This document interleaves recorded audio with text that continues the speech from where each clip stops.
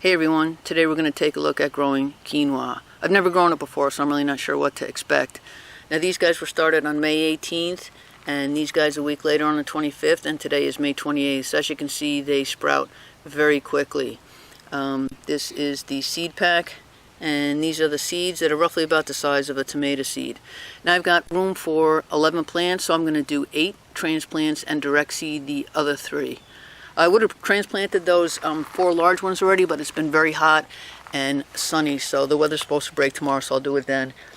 Now here's the bed that it's going to go into, and this is the other bed. I haven't had a chance to turn the cover crop under on this bed. That's a peas, oats, and vetch cover crop, so I'll do that tomorrow, and once that's all done and I get the quinoa in the ground, I'll do another update. So I'll see you then. Today is June 2nd, and I'm getting ready to transplant the quinoa seedlings. I also direct seeded a few. That's what the red markers are there. And there's a couple more at the other end, and they just started to sprout. The rest are going to come from the transplants. These are the ones that were started on May 18th, and these on May 24th. And the stems seem a little bit spindly, but we're just going to have to transplant them and see how well they do. These beds get about 8 hours of sun a day, so I'm going to finish transplanting them. And I'll see you again in a few weeks.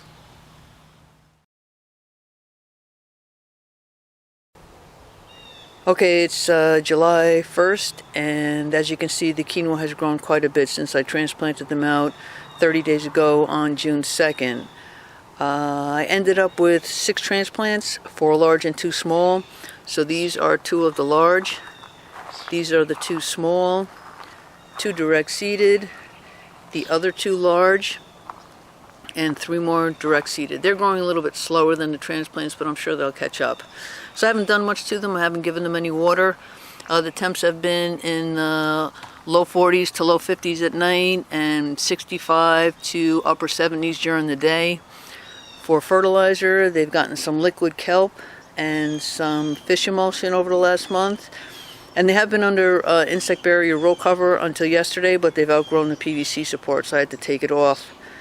And so they seem to be doing well, and I'll do another update in a few weeks. So I'll see you then. Okay, it's July 24th, and I'm going to do a quick update on the quinoa. It looks like it's doing well overall. It's got to be 6 to 7 feet tall at this point. And it has quite a few seed heads. These are some of the smaller ones on the bottom, and as we move up the plant, they get larger and more numerous. One thing that I did notice a couple of weeks ago is that some of the foliage looks like it almost has like a blight or some kind of a fungus going on there. I'm not sure what it is, and some of the leaves are turning yellow. So I'll have to keep an eye on it. But again, overall, it looks like it's doing okay, and I will do another update in a few weeks. I'll see you then.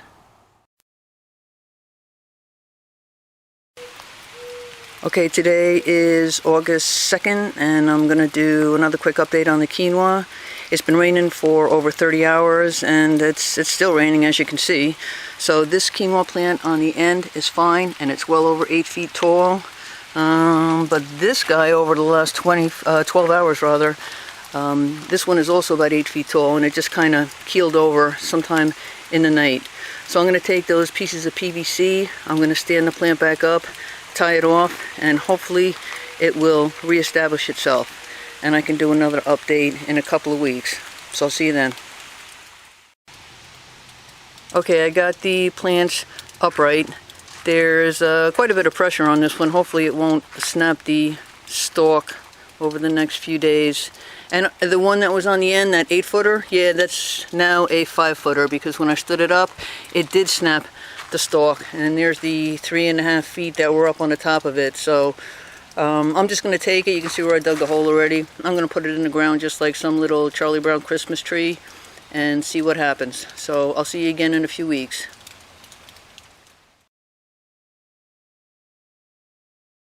Okay, it's August 10th, and I'm going to make this the last update on part 1 of the quinoa, the growing part, and everything else will come in part 2, the harvesting part.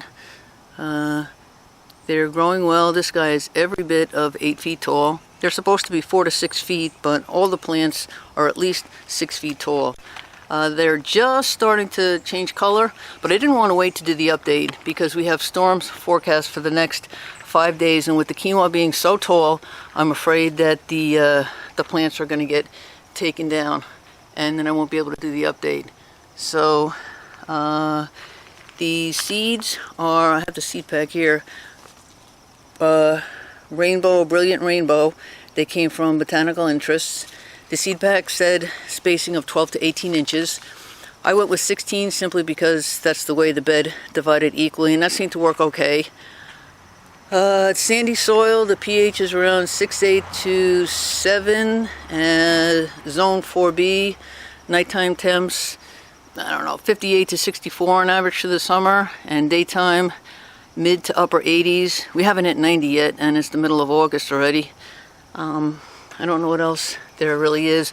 Oh, when I was mentioning about those that disease or blight that I thought it was, I think that's just a regular part of the growing process. If you've ever grown Brussels sprouts or artichokes, it's kind of similar when the lower leaves kind of, die back. So I think that was just a prelude to the quinoa dropping their leaves, and they seem to be just fine. I won't know for sure until I grow them a second time, but I'm pretty sure that's what it was. So can't think of too much else.